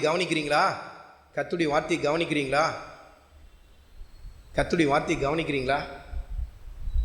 மகனே மகளே, நீ உன் வாழ்க்கையில் சாட்சி நிறைந்த வாழ்க்கையை நீ வாழாம உன் பிள்ளைகள் இடத்துல சாட்சி நீ எதிர்பார்க்க கூடாது. ஜெபின்னு சொல்லி பிள்ளையை சொல்லிட்டு நீ படுத்து தூங்கிட்டு இருந்தீங்கன்னா உன் பிள்ளை ஜெபிக்காது. வேதத்தை வாசித்தியான்னு கேட்கறதுனால பிள்ளை வாசித்துடாது. அதனால தான் வசனத்தில் வாசித்தோம், பிள்ளையானவன் நடக்க வேண்டிய வழியிலே அவனை நடத்து. நீ நடந்து வா, பிள்ளையோட நீ நடந்து வா. நீ முதல்ல நடந்து வந்தீங்கன்னா தான் உன் பிள்ளை நடந்து வரும். ஆனா இன்னைக்கு நிறைய பெற்றோர் செய்யற காரியம் என்ன? சபைக்கு கட், வா இன்னைக்கு அங்க போலாம், வா இங்க போலாம். எப்படி பிள்ளை தேவ சமூகத்தை தேடும்? நீங்க விதைக்கிறது தானே விளைந்து வரும். நீங்க தேவ சமூகத்தை தேடுவது முக்கியத்துவம், அதுதான் நம்முடைய உயிர் மூச்சுன்றதை பிள்ளைகளுக்கு விதைத்தா தானே பிள்ளைகள் அதில் நடந்து வருவாங்க.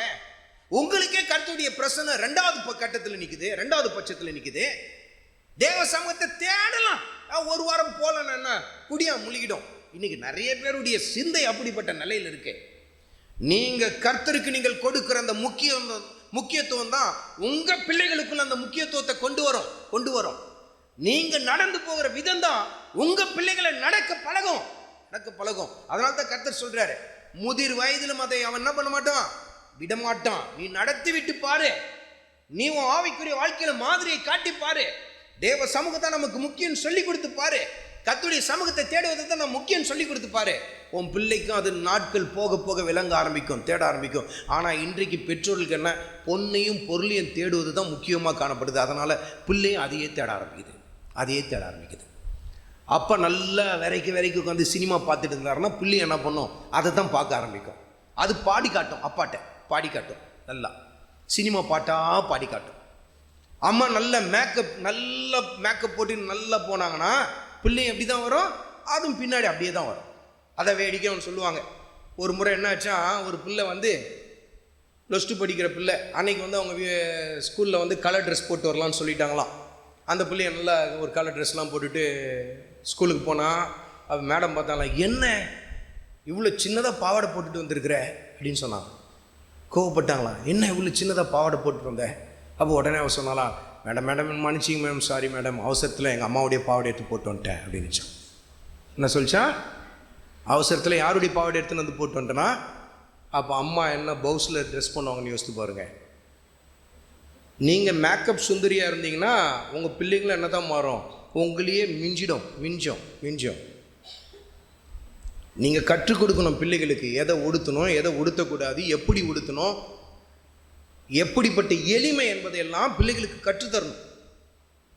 எல்லாவற்றுக்கும் மேலாக தேவ சமூகம் தான் வாழ்க்கையில் முக்கியத்துவம் உள்ளது என்பதை பிள்ளைகளுக்கு கற்றுத்தரணும். உங்கள் வாழ்க்கையில் கர்த்தருடைய சமூகத்தை நீங்கள் செகண்டரியாக வைத்தீங்கன்னா உங்கள் பிள்ளைகளும் கர்த்தருடைய சமூகத்தை செகண்டரியாக தான் வைக்கும், ரெண்டாவது பட்சத்தில் தான் தள்ளி வைக்கும். நீங்கள் தேவ சமூகத்தை தேடுவதற்கு முக்கியத்துவம் காட்டுங்க. என்ன இருந்தாலும் சரி, நான் தேவ சமூகத்தை தவிர்க்க மாட்டேன் அப்படின்ற ஒரு முடிவோடு கூட உங்கள் வாழ்க்கையை நீங்கள் வாழ ஆரம்பிங்க. உங்கள் வாழ்க்கையில் மாதிரி நீங்கள் காட்டுங்க. நீங்கள் சோம்பல் நிறைந்த ஒரு வாழ்க்கையை வாழ்ந்து கொண்டு காலையில் இந்த மூலையிலேருந்து அந்த மூலையில் பரண்டுக்கிட்டு இந்த மூலையிலேருந்து இங்கே பரண்டுன்னு வந்து ஏஞ்சிட்டியான்னு குரல் கொடுத்தா பிள்ளை எந்திரிக்காது. இன்னும் சில பெற்றோர்கள்லாம் பாருங்கள், ரொம்ப முக்கியமாக பெண்களை பாருங்கள், சோம்பல் நிறைந்த வாழ்க்கை. 5 மணிக்கு எழுந்திருக்கிறதுலாம் அவங்க வாழ்க்கையில் உலக சாதனை. சில பேருக்குலாம் 5 மணிக்கு அவங்க எந்திரிச்சாங்க அப்படின்னா அது என்னவா இருக்கும்னா, அன்றைக்கி ஏதாவது ஒரு ஃபங்க்ஷனுக்கு போக வேண்டியதாக இருக்கும், அதனால் எந்திரிச்சிருப்பாங்க. மற்ற நாள்லாம் எந்திரிக்கிறதுனாதே 6 மணி 7 மணி அப்படி தான் எந்திரிச்சு எந்த வேலையும் குடும்பத்தில் செய்கிறதில்ல. அப்போ எப்படி பிள்ளைகள் கர்த்தருக்கேற்ற பிள்ளைகளாக வளர முடியும்? யோசித்து பாருங்கள். மீண்டும் அந்த வசனத்தை வாசிப்போம், நல்லா சத்தமாக வாசிக்கலாம்.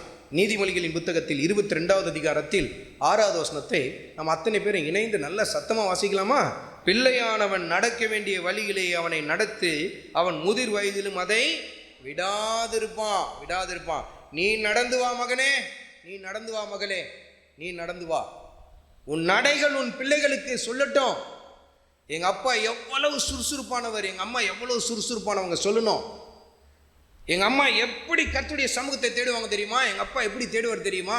எவ்வளவு அதிகமாக வேதத்தை வாசிப்பார் தெரியுமா? தேவ சமூகத்துக்கு போனார்னா எவ்வளவு நேரத்தை செலவழிப்பார் தெரியுமா? பிள்ளைகளுக்கு சொல்லித்தாங்க. உங்க வாழ்க்கையில சொல்லித்தாங்க. சபையில் நான் பிரசங்கம் பண்றேன், ஆனா என் குடும்பத்தில் நான் பிரசங்கம் பண்ணி பிரயோஜனம் இல்லை. என் குடும்பத்தில் அந்த பிரசங்கம் என் வாழ்க்கையில வெளிப்படணும். வாழ்க்கையில வெளிப்பட்டாதான் என் பிள்ளைகள் ஆவிக்குரிய பிள்ளைகளை நான் உருவாக்க முடியும். நான் பிரசங்கம் மாத்திரம் செஞ்சுட்டு வீட்டிலையும் போய் பிரசங்கம் பண்ணிட்டு என் வாழ்க்கையில நான் காட்டணும்னா பிரயோஜனம் இல்லையா? கர்த்தருடைய ஆவியானவர் உங்களோடு கூட இடைப்பட்டு கொண்டிருக்கிறார். பெற்றோர்களை மாத்திரம் ஓட்டத்தை முடித்திராதீங்க, ஆவிக்குரிய பெற்றோர்களாய் மாறுங்க. கர்த்தருடைய ஆவியானவர் சுட்டி காட்டுகிறார். எல்கானா சொல்லுகிறார் பாருங்க, அந்த இடத்துல மீண்டும் வாசிங்க, 23வது வசனத்தை வாசிங்க. அப்பொழுது அவள் புருஷனாகிய எல்கானா அவளை நோக்கி நீ உன் இஷ்டப்படி செய்து அவனை பால் மறக்க பண்ண மட்டும் இரு. கர்த்தர் தம்முடைய வார்த்தையை மாத்திரம் நிறைவேற்றுவாராக என்றான். இவர் எதுக்கு எஸ் சொன்னார் பாருங்க, எதுக்கு எஸ் சொன்னாரு? அம்மா உன் இஷ்டப்படி நீ செய். எதுக்கு இஷ்டப்படி செய்யணும்னு அர்த்தம்? தேவ சமூகத்தில் தானே விட போற, விட்டுடலாம் வா. பெற்றோருடைய ஒரு மனதை பார்த்தீங்களா அந்த இடத்துல? இன்றைக்கான சில புருஷர்கள் தங்கள் மனைவிக்கு எந்த விஷயத்தில் ஒத்து போவாங்க தெரியுமா? என்னங்க இன்னைக்கு நம்ம அங்கே போனோங்க, போகலாம். என்னங்க இன்னைக்கு சபைக்கு போக முடியாது, சார் பரவாயில்ல விடு, உன் விருப்பம் என்ன, வா போகலாம், போயிட்டு வந்துடலாம். இதுக்கு தான் ஒத்து போவாங்க. எல்லாத்துக்கும் தலையாட்டி பொம்மை தலையாட்டினே போகிறது, எல்லாத்துக்கும் தலையாட்டுறது. கண்டிப்பு இருக்கா? நல்ல ஆவிக்குரிய கணவனா நீங்க இருக்கிறீங்களா? ஆவிக்குரிய மனைவியா இருக்கிறீங்களா? நல்ல ஆவிக்குரிய கணவனா இருந்தா மனைவியை கண்டிக்கணும். அந்த இடத்துல தேவ சமூகத்துக்கு நம்ம போகணும் அப்படின்னு சொல்லணும். நல்ல ஆவிக்குரிய மனைவியா இருந்தா கணவன்கிட்ட சொல்லணும், நம்ம கர்த்தருடைய சமூகத்தை தேடணும் அந்த சமயத்தில் அப்படின்னு சொல்லணும். இப்போ இங்கே போய் ஃபங்க்ஷனுக்கு போகிறதா, அந்த இடத்துக்கு போகிறதா, இந்த இடத்துக்கு போகிறதா சொல்லித்தாங்க. வாழ்க்கையில் காட்டுங்க. இந்த இடத்துல பாருங்க, இஷ்டப்படி செய்யுமா, இஷ்டப்படி எதை வேணா வாங்கு, எதை வேணா செய். இன்னைக்கு நிறைய புருஷர்கள் இப்படி தான் செய்து கொண்டு இருக்கிறாங்க தங்க மனைவிட்ட. உங்கள் மனைவியை உருவாக்குங்க. கர்த்தருக்கு ஏற்றவங்களா உருவாக்குங்க. என்னங்க இன்னைக்கு நான் இதை வாங்க போகிறேன், இது என்ன வாங்கிக்கோ, அதையும் வாங்க போகிறேன் வாங்கிக்கோ, இப்படியே போயிட்டே இருந்தா வாங்கிக்கோ போனால் அங்கே தேவ பிரசன்னமே இல்லாத ஒரு நிலைக்கு நேரம் போயிடும். இதை யார் கவனிக்கிறா? பிள்ளைங்க கவனித்து அப்படியே வளர்ந்து வருவாங்க. எங்கள் அப்பா இப்படி தான் இருப்பார், அது கல்யாணம் ஆகி போவோம், புருஷன் வீட்டுக்கு போகணும் சொல்லும், எங்கள் அப்பா எங்கள் அம்மா கிழிச்ச கோட்டை தாண்டவே மாட்டார், நீங்கள் என்ன இப்படி பண்ணுறீங்க அப்படின்னு. அது புரியுதா? பிரச்சனை எங்கே வருது தெரியுதா உங்களுக்கு? ஆனால் நீங்கள் கீழ்ப்படிந்து நல்ல கணவனுக்கு கீழ்ப்படிந்தீங்கன்னா அந்த பிள்ளை அதை கற்றுக்கொள்ளும். தான் போன வீட்டில் என்ன பண்ணும்? கீழ்ப்படிந்து நடக்கும். கணவனுக்கு மாமனார் மாமியாரை அரவணைச்சு போவோம். ஆனால் இங்கேயே வந்து அம்மா மிசைல் விட கற்று தருவாங்க பிள்ளைக்கு. வாரத்தில் புருஷனை கைக்குள்ளே கொண்டு வா, 2வது வாரத்தில் மாமனார் மாமியாரை திண்ணைக்கு தரத்து, 3வது வாரத்தில் சொந்த ஊருக்கு வந்துடு. இதெல்லாம் நடக்குது இன்றைக்கி நிறையா வீட்டில். அதனால தான் குடும்பங்கள்லாம் விளங்காமல் போய் கொண்டு இருக்கு. பெற்றோர்களாய் மாத்திரம் ஓட்டத்தை ஓடாதீங்க. யாராக மாறுங்க? ஆவிக்குரிய பெற்றோர்களாய் மாறுங்கள் என்று சொல்லி கர்த்தருடைய ஆவியானவர் சுட்டி காட்டுகிறார். கர்த்தருடைய ஆவியானவர் எப்படி சுட்டி காட்டுகிறார் பாருங்கள். 2வது அதிகாரத்தில், சாமுவேலின் முதல் புத்தகத்தில் 2வது அதிகாரத்தில் 11வது வசனத்தை வாசியுங்கள். பின்பு எல்கானா ராமாவில் இருக்கிற தன் வீட்டுக்கு போனான். அந்த பிள்ளையோ ஆசாரியனாகிய ஏலிக்கு முன்பாக கர்த்தருக்கு பணிவிடை செய்து கொண்டிருந்தான். கர்த்தருக்கு என்ன செய்து கொண்டிருந்தான்? பணிவிடை செய்து கொண்டிருந்தான். இப்ப யாருடைய சமூகத்தில் அவர் இருக்கிறாரு?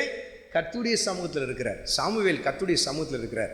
மகனே, மகளே, இன்றைக்கு உன் பிள்ளைகள் எந்த இடத்துல தன் நேரத்தை செலவழிக்கிறாங்கன்றது உனக்கு தெரியுமா? எதற்கு முன்பாக தன்னுடைய நேரத்தை செலவழிக்கிறாங்கன்றது உனக்கு தெரியுமா? இன்றைக்கி நிறைய பிள்ளைகள் செல்ஃபோனுக்கு முன்பாக நேரத்தை செலவழித்து கொண்டு இருக்கிறாங்க.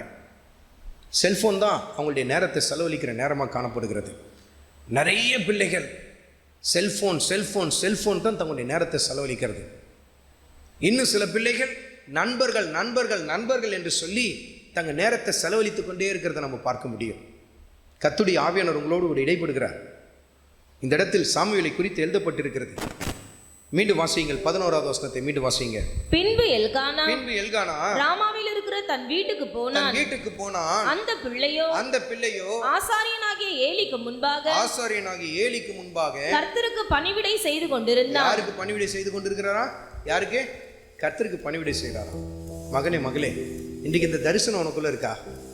என் பிள்ளை தேவ சன்னிதானத்தில் வளரணும், கர்த்தருக்கு ஊழியம் செய்யணும், கர்த்தருக்கு ஏற்ற மகிமையான பாத்திரங்களாக உருவாக்கப்படணுன்ற தரிசனம் உனக்குள்ள இருக்கா? டாக்டர் ஆகணும், என்ஜினியர் ஆகணும், கலெக்டர் ஆகணும், நல்லது, அதெல்லாம் வேணான்னு சொல்லல. ஆனால் அதையெல்லாம் கடந்து உன் பிள்ளை கர்த்தருக்கு ஊழியம் செய்யணுன்ற தரிசனம் உனக்குள்ள இருக்கா? இந்த பெற்றோர்களை பாருங்க. வெறும் பெற்றோர்கள் அல்ல, அவர்கள் யார்? ஆவிக்குரிய பெற்றோர்கள். கரங்க வைத்தோம் அப்படியே ஆண்டுடைய சமூகத்தில், உள்ளத்தின் ஆழத்திலிருந்து அர்ப்பணிப்போடு கூட ஆண்டுடைய சமூகத்தில், நானும் என் வீட்டாரும் உம்மையே நேசிப்போ, உமக்கா ஓடுவோ, நாமம் சொல்லுவோ, நானும் என் வீட்டாரும் உம்மையே நேசிப்போ, உமக்கா ஓடுவோ, உந்தன் நாமம் சொல்லுவோ. பிள்ளைகளுக்கு யார் ஃபர்ஸ்ட் டீச்சர் நீங்கள் நினைக்கிறீங்க? யார் ஃபர்ஸ்ட் டீச்சர் சொல்லுங்க பார்க்கலாம். யார் ஃபர்ஸ்ட் டீச்சர்? யார்? பேரண்ட்ஸ் தாங்க, பெற்றோர்கள் தான், அப்பா அம்மா தான். சின்ன பிள்ளைகளை பார்த்துருக்கிறீங்களா? அப்பா எப்படி ஃபோன் பிடிச்சி பேசுகிறாரோ அதே மாதிரி அது பேசும். கையில் ஃபோன் இல்லைன்னா கூட அப்படி கையை தப்பி வைக்கும். பார்த்துருக்கிறீங்களா? அதே மாதிரி அம்மா என்ன செய்கிறாங்களோ அதை அப்படியே வாட்ச் பண்ணி அதே மாதிரி செய்யும். நம்மகிட்ட இருந்து தான் பிள்ளைங்க முதல்ல கற்றுக்கொள்கிறாங்க. அதுக்கப்புறம் தான் வெளி உலகத்தில் அதை போய் கற்றுக்கொள்கிறாங்க. உலகம் மண்ணுக்குரியதை உங்கள் பிள்ளைகளுக்கு கற்றுத்தருவதற்கு முன்பாக உங்கள் பிள்ளைகளுக்கு ஆவிக்குரிய காரியங்களை கற்றுக் கொடுத்து விடுங்கள். கர்த்தருடைய காரியங்களினால் உங்கள் பிள்ளைகளை நிறைத்து விடுங்கள். அப்போ கர்த்தருடைய காரியத்தினால் நிறைத்துட்டேன்னா அதில் வேற காரியத்தை சத்ரு வந்து என்ன பண்ண முடியாது? விதைக்க முடியாதுல்ல. ஏன்னா நிறைஞ்சிருக்கு பாத்திரம். கர்த்தருடைய காரியத்தினால நிறைந்திருக்கிறது. உங்கள் வாழ்க்கையில் காட்டுங்க. நீங்கள் வெறும் பெற்றோர்கள் மாத்திரம் இல்லை, நீங்கள் யார்? ஆவிக்குரிய பெற்றோர்கள் காட்டுங்க. உங்கள் கணவன்கிட்ட நீங்கள் பேசுகிற முறையில் அந்த பணிவு, அன்பு, தாழ்மை, அதில் பிள்ளைகள் கற்றுக்கொள்ளணும். இப்படி தான் பேசணும். அதே போல் உங்கள் மனைவி நீங்கள் கையாளுகிற விதத்தில், அவளை நேசிக்கிற விதத்தில், விட்டு கொடுக்கிற விதத்தில் பிள்ளைகள் கற்றுக்கொள்ளணும். இப்படி தான் விட்டு கொடுக்கணும், தாழ்ந்து போகணும், இறங்கி போகணும், மன்னிக்கணும், கற்றுக்கொள்ளணும். அதிகாலையில் தேவ சமூகத்தை தேடுங்க. பிள்ளைங்க எந்திரிச்சு பார்க்கும், எங்கள் அப்பாவை காணா, எங்கள் அம்மாவை காணா. பார்த்தா அப்பா அங்கே ஜெபம் பண்ணிட்டு இருக்கிறாரு, அம்மா அங்கே ஜெபம் பண்ணிட்டு இருக்கிறாங்க, அப்பா பைபிள் வாசித்துட்டு இருக்கிறாரு. பிள்ளைக்கு தெரியும், ஓ அதிகாலையில் தேவ சமூகத்தை தேடணுமா. கற்றுக் கொடுங்க பிள்ளைகளுக்கு, கற்றுக் கொடுங்க. நாட்கள் போக என்ன நடக்கும் தெரியுமா? அந்த சின்ன வயசுலேயே பிள்ளைங்க நீங்கள் எழுந்திருக்கிற நேரத்தில் எழுந்திருக்க ஆரம்பிப்பாங்க. நீங்கள் எழுப்பணும்னு அவசியம் இல்லை, எந்திரிச்சு வந்துடுவாங்க. நீங்கள் சொல்லுவீங்க, ரொம்ப சின்ன பிள்ளையாரு, தூங்குடா அப்படின்னா, இல்லைப்பா நான் இருக்க போகிறேன், இல்லைம்மா நான் இருக்க போகிறேன். ஒன்றும் புரியலனாலும் உட்காந்து அமர்ந்திருக்கிறாங்க. காரணம் என்ன? கற்றுக்கொள்ளுகிறார்கள்.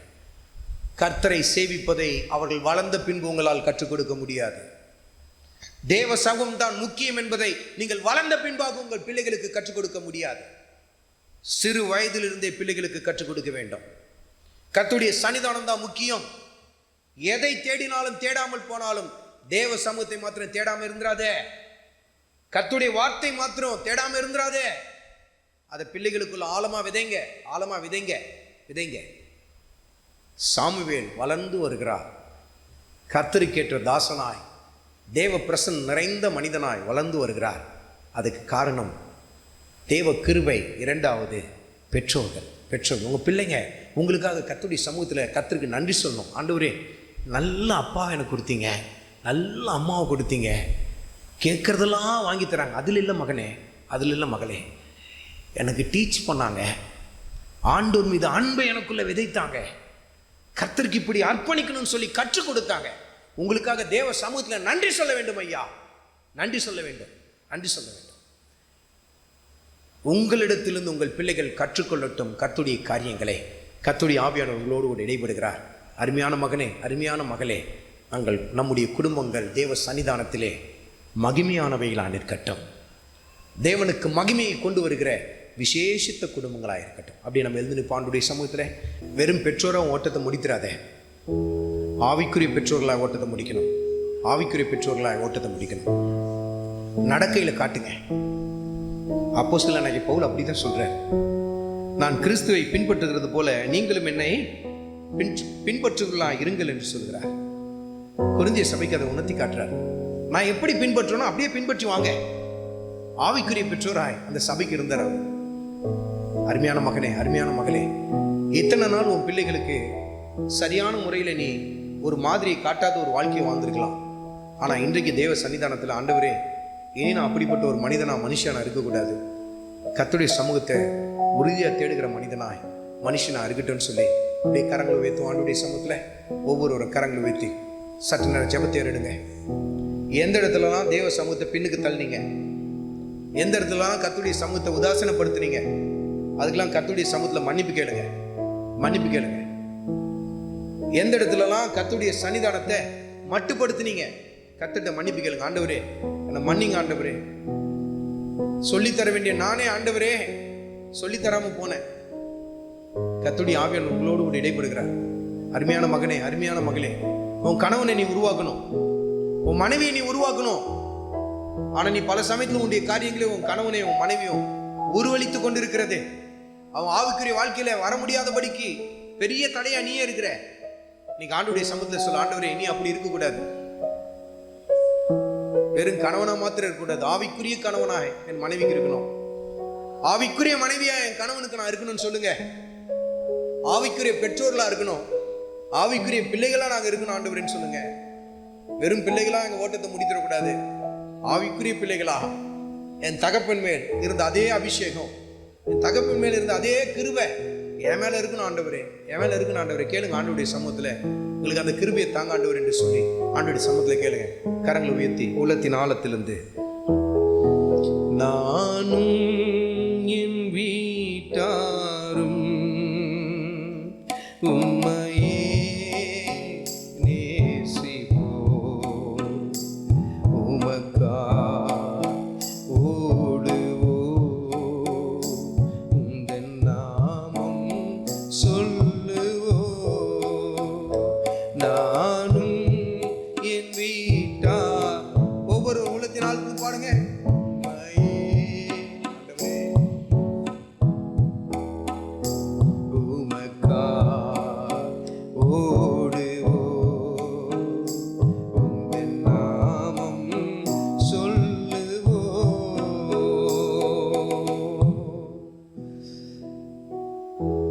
வைத்து ஆண்டுடைய சமூகத்தில் அர்ப்பணி மகனே, அர்ப்பணி மகளே, நல்ல ஆவிக்குரிய பெற்றோரா நான் என் குடும்பத்தில் இருக்கணும் ஆண்டவரே என்று சொல்லி கேளுங்க. ஆவிக்குரிய கணவனாய், ஆவிக்குரிய மனைவியாக நான் இருக்கணும், ஆவிக்குரிய பிள்ளைகளா இருக்கணும்னு சொல்லி ஆண்டவரை கேளுங்க. அன்பின் பரலோக பிதாவே, மை துதிக்கிறோம், மை ஸ்தோத்திரிக்கிறோம். காலை வேளையிலே சன்னிதானத்தை கொண்டு வந்து எங்களோடு கூட நீர் இடைப்பட்டு கொண்டு இருக்கிறீர். அதற்காக உமக்கு நன்றி.